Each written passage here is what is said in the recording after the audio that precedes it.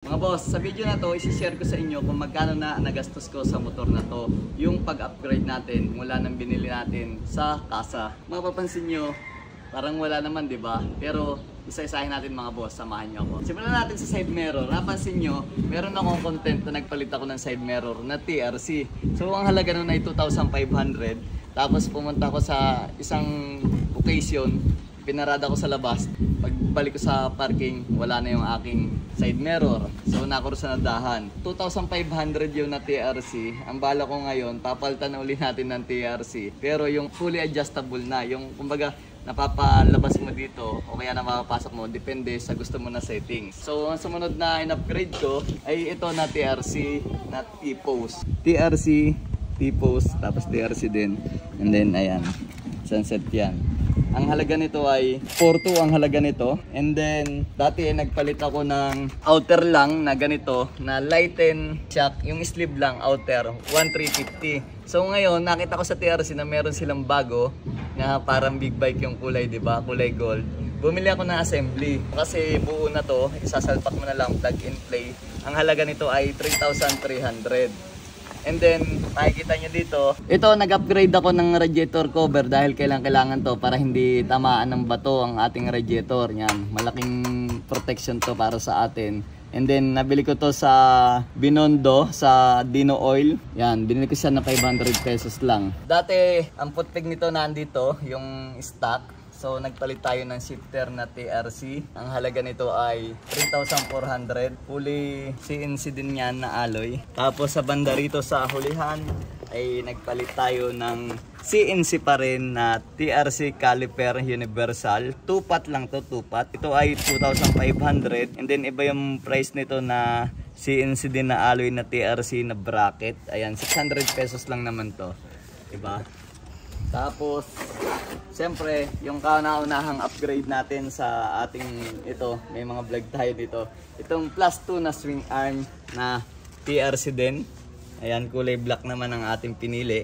Hindi na yung silver na color. Maganda to. Ang halaga nito ay 4,200 ang presyo nito. Plus 2 to, mas mahaba ng 2 inches. Ayun, kaya naging plus 2. Nung humaba yung swing arm natin, yung stock na sprocket natin ay hindi na nagkasya kasi nga umaba. So ang ginawa ko naman, nagpalit ako nung sa puno at saka ito. Ang sukat nito ay 42 na. Dating stock yata nito ay 38. Nagpalit na tayo, nagdagdag tayo ng 4 ng ngipin. Bawasan yung top speed pero mas madali namang marangkada kasi lumaki yung plato. Ganun lang yung naging sequence nun. Ito ay 1,750 yata isang set. Hindi ko alam kung anong anong brand dito. Basta binili ko lang. Ayun pala, SSS yung brand yan.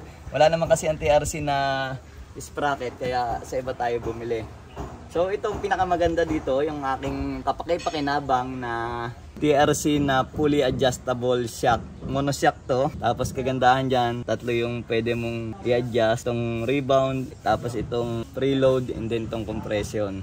Ang halaga nito ay 3,950 lang ang halaga nito. Kaya murang-mura. Tapos suwabe naman yung performance. Para simple lang, binilhan din natin ang halagang 600 pesos na TRC. Ayan, TRC pa din siya na side stand.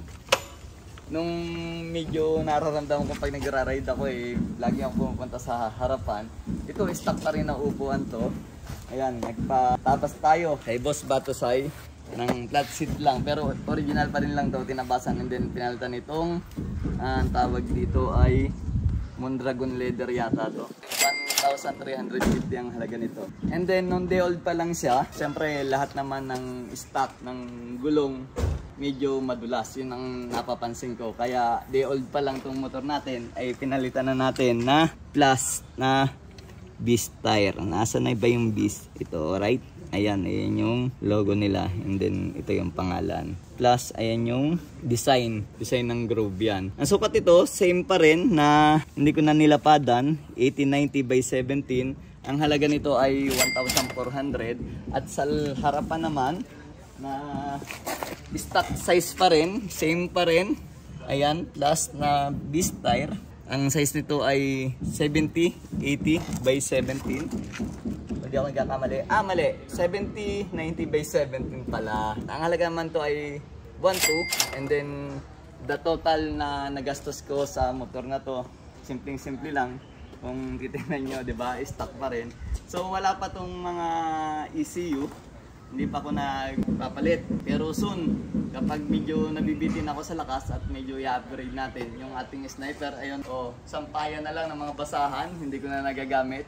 Parang gusto ko nang ibenta yan kasi nga hindi na ako nakapangarera, hindi na tayo nakapag-race track, kaya siguro PM nyo ako kung kursunada nyo.